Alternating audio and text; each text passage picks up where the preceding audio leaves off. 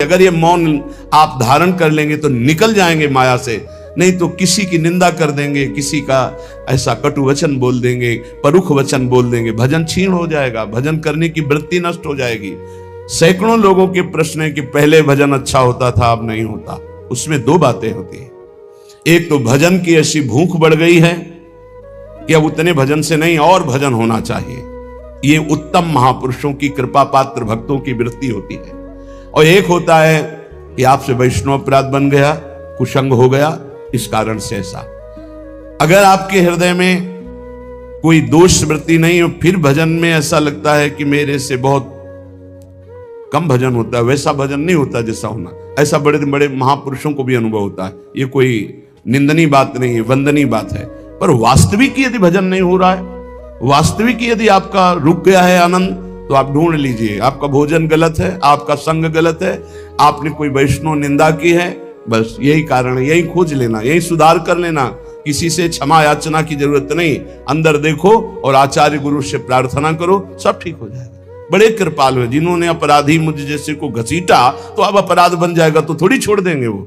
विश्वास कीजिए, उन्हीं से प्रार्थना कीजिए, नाथ यदि आपको अपराध मोचन कराना है तो भेज दीजिए मुझे उसके पास, या उसको बुला दीजिए, मैं पैर पकड़ लूं, हाथ जोड़ लूं यदि अपराध बन गया है, और यदि आप चाहें तो आप क्षमा कर दें, आगे से सावधान रहेंगे।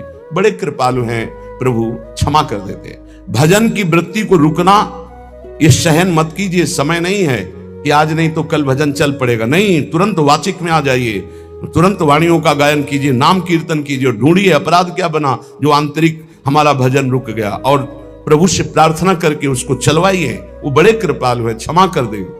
अगर आपने प्रगट में किसी का अपराध किया और वो उपस्थित हो तो जाओ, उनके चरण पकड़ो, उनसे प्रार्थना करो। भजन का रुकना सहन मत करो, बहुत कठिन है भजन करके भगवत प्राप्ति करना। वो हमारे अंदर सरलता पूर्वक भजन चल रहा है, उसको बचाओ। किसी की निंदा मत करना, किसी की अवहेलना मत करना। तुम्हारी कोई निंदा करे, तुम्हारी अवहेलना करे, सह जाना, कह रहे हैं इसमें कह रहे संतर्जय ताड़यन बंधनन। यदि वो कहीं मुझे बांध दें, मैं बंधना भी स्वीकार कर लूंगा।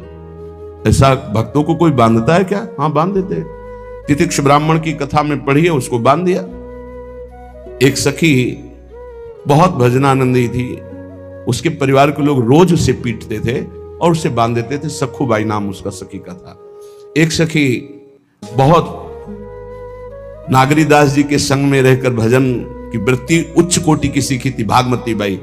उनके पति ही उनके ऊपर सैया लगाकर नवीन रानी के साथ बैठते हुए सब पिटाई करते, इतना कष्ट देते, पर वो उच्च कोटि की ऐसी महान भक्ता, परम सिद्ध बरसाने के जो वास करने वाले अपने नागरीदास जी थे, हरिवंश महाप्रभु के शरणागत, उनके सत्संग से ऐसी उच्च कोटि की दशा प्राप्त हुई, उसे कोई फर्क नहीं पड़ा। उसके कष्ट देने के लिए उसके ऊपर सैया लगाते, राजा थे, और नवीन रानी के साथ उसके ऊपर बैठते, उपद्रव करते, मारते पीटते, लेकिन वो सम रहती। संतर्जयस ताड़यन बंधनन, शांत, वो देख रहा है, बस तुमको यही सोचना, वो देख रहा है, मेरा स्वामी देख रहा है। वो देखते हुए मौन है ना, वो चाह रहा है ना, तो तेरा किया मीठा लगे, बस बात समझ लो। इतना तो बहुत बड़ी वस्तु प्राप्त होगी, बहुत बड़ी। एक मिट्टी जब कुम्हार को अर्पित हो जाती है तो पीट पीट कर एक छोटा राई भर भी दाना नहीं रहने देता, क्योंकि राई भर भी अगर दाना रहा वहीं से मटकी फूट जाएगी, राई भर भी अहंकार रहा वहीं से भक्ति रस निकल जाएगा। पीट पीट के उसको एकदम बराबर, फिर भी चैन नहीं, जल डाल के रौंदा, फिर भी चैन नहीं, हाथों से मल कर अपने अनुसार बनाया, फिर चाक पे चढ़ाया, जो चाहा आकार दिया, सूर्य के ताप में तपाया, फिर उसको दहकते हुए आवे के बीच में रख के पकाया, फिर उसमें रस रखने लायक क्षमता आ गई उस मिट्टी में। ऐसे ही हम जब संत महापुरुषों को, श्री भगवान को समर्पित होते हैं तो ये सब होगा। रस रखने लायक हृदय तभी होता है जब आवे में तपता है, इसलिए तैयार रहो। तभी नागरीदास जी ने कहा, बड़ो ही कठिन है भजन ढिग डरिबो। एक सूरवीर योद्धा की तरह जैसे उसके अंग घाव से युक्त होते हैं, वो कदम पीछे नहीं आगे ही बढ़ाता है, ऐसे भजनानंदी चाहिए। चाहे मुझे चोर कहा जाए, पतित कहा जाए, गाली दिया जाए, मुझे मारा जाए, बांध लिया जाए, तो भी मैं भगवान पर दोषारोपण नहीं करूंगा। मैं यही निश्चय करूंगा, प्रभु मेरे देख रहे हैं, जोई जोई प्यारो करे सोई मोहि भावे, उनका विधान परम मंगलमय है। अंतः क्लेश मतीव दुस्सह तरम प्राप्नोति नाना विधि। मुझे अंदर से भी बहुत पीड़ा दी जाए, काम पीड़ा, क्रोध पीड़ा, लोभ, बाहर से तो ये दिया जाए और अंदर से भी ये दिया जाए, तो भी हे प्रिया जो आपसे नहीं कहूंगा। प्रेम में कभी शिकवा शिकायत नहीं होती, ना इष्ट से और अपने प्रीतम के विधान से दिए हुए कष्ट को हम दूसरे से कह दें। धिक्कार हमारी प्रीति को, प्रीतम सहावे और मैं दूसरे से शिकायत करूं? नहीं, हर विधान आपका सहो। ये प्रेम है मस्ती का, ये लज्जू पंजू ऐसे काम नहीं है इनके। ये तो देखते हैं पैर धर के अगर गर्म लगा तो हटा लेंगे, मत रखना गर्म ही गर्म है। और छाती मजबूत करके कि आग पे चलूंगा तो पैर रखोगे तो चंदन हो जाएगा आग में भी। पूरे जीवन की बात कह रहा हूं, पूरे जीवन की। सोचो उस समय जब 13 वर्ष की अवस्था है और घर से निकले थे, कोई साथी नहीं है, कोई समझाने वाला नहीं, और आज इतना जीवन हो गया इसी यार के सहारे हुआ है। इसी यार, ना 1 रुपया कभी था, न रहा है, न रहेगा। प्रेमानंद का 1 रुपया नहीं है, प्रेमानंद की 1 वस्तु नहीं, ना रहा ना रहेगा। हाँ, प्रेमानंद की सब वस्तुएं हैं, ना होते हुए भी पूरा विश्व मेरा।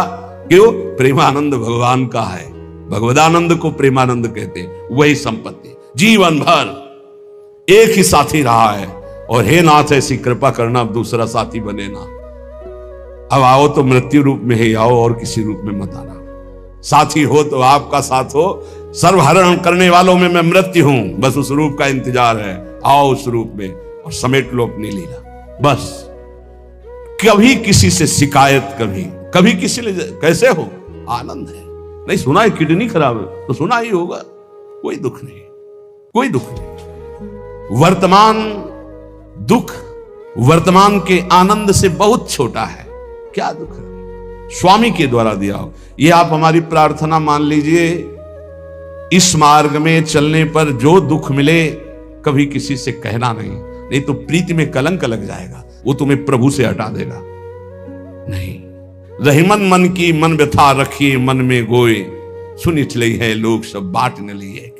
ये भगवत मार्ग शूरवीरों का मार्ग। कभी अपनी अंतर व्यथा को किसी से मत कहो। जीवन में अगर कोई हमें कष्ट दे रहा है तो हमारा कर्म है, ना कि कोई व्यक्ति। ये बिल्कुल सिद्धांत तक चर्चा समझ लो। वही व्यक्ति जो मुझे द्वेष करता, वही व्यक्ति जो मुझे कष्ट और दंड देता, वही व्यक्ति प्रणाम करके छाती से लगाकर आंसुओं की धारा से अभिषिक्त किया, तो वो व्यक्ति था या कर्म? जब कर्म भोग हो गया तो वही हृदय से लगा के अश्रुधारा से क्षमा कीजिए, बहुत ऐसा नहीं, आप तो बड़ी कृपा की।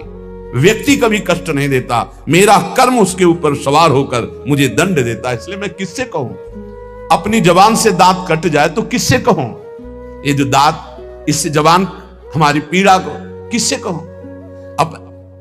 अपने हाथ से चोट लग जाए किसको कहूं? ऐसे सब आत्मस्वरूप हैं, हमारा कर्म ही उनके ऊपर सवार होकर हमें दंड दे रहा है। इसलिए भाई, श्रीपाद का सिद्धांत जो कह रहे कि अगर भगवत प्रेम प्राप्त करना है तो मुंह बंद। 22 बाजार में कोड़े मारे गए, एक बार भी श्री कृष्ण से नहीं कहा। पूज्य भाई जी महाराज के जीवन कष्टमय, कभी श्री कृष्ण से नहीं। बाबा नहीं सह पाए, बाबा ने श्री कृष्ण से कहा, श्री कृष्ण चंद्रजू से, ये क्या है, इतना कष्ट क्यों दे रहे हो उनके शरीर को? तो मुस्कुरा दिए, बोले मैं नहीं दे रहा हूं, ये तुम्हारे कर्म का फल भाई जी भोग रहे हैं। ऐसा? बोले हाँ। सीधे अस्पताल गए, भाई जी से कहा, ये आप हमारा प्रारब्ध क्यों भोग रहे हैं? तो कहा, आज ये कौन सा खेल रच रहे हो बाबा, क्या बात कर रहे हो? जीव का अपना कर्म भोगना होता है या किसी और का निजीकृत कर्म भोग? तो उनका आप हमको बहका नहीं सकते, हमें परम तत्व से पता चला है कि आप हमारे कर्म।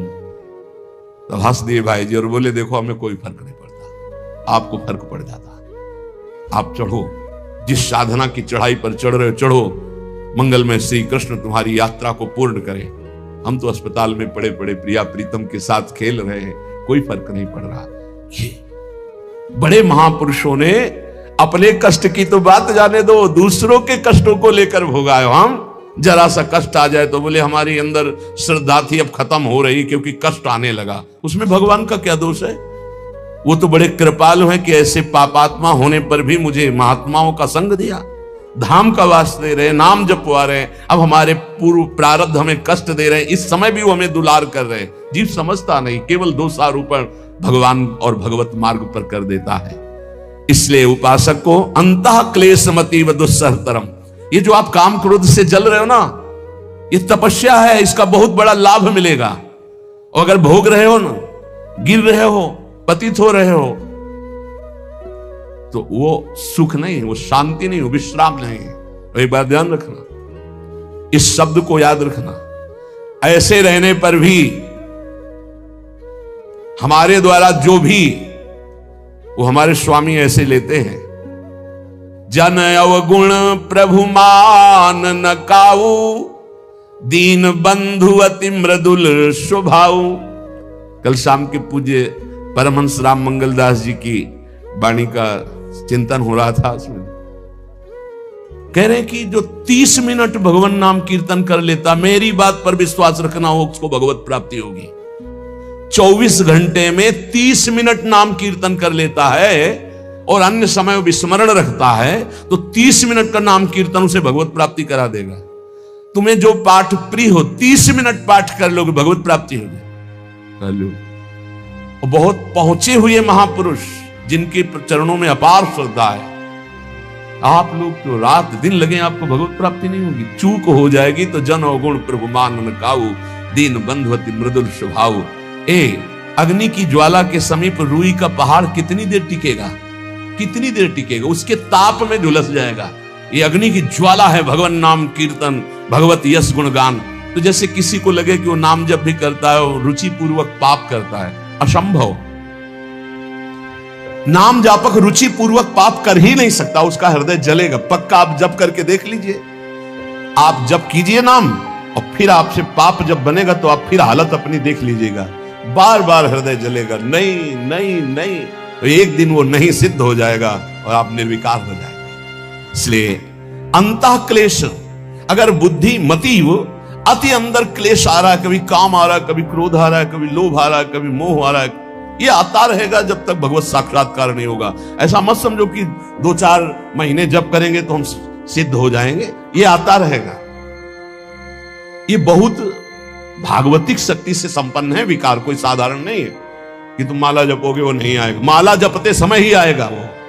ये भागवतिक शक्ति से संपन्न, काम क्रोध लोभ मोह तब त्रिभुवन को परास्त कर रहे हैं। ये भगवान के पावर से शक्तिमान है। तुम्हारा अहंकार जब गलित हो जाएगा तो इनका आना ही बंद हो जाएगा। जब तक अहंकार रहेगा तब तक ये आते रहेंगे। तो जो तुम्हारे अंदर जलन हो रही, मत कहो किसी से, सह जाओ, यही तपस्या हो जाएगी, यही भगवान की प्राप्ति का हेतु हो जाएगा। प्रभु के लिए थोड़ा कष्ट सहकर आप आगे बढ़कर देखिए वो कितना आपको प्यार देते हैं। यही कष्ट सहना है, आंतरिक विकारों को सहना, बाहरी प्रहारों को सहना, कभी किसी से ना कहना, ये भक्तों का स्वभाव। मौन, इसीलिए वाणी से मौन, कुछ ना बोलना। हमने एक संत भगवान को देखा 22-23 वर्ष पहले वृंदावन में,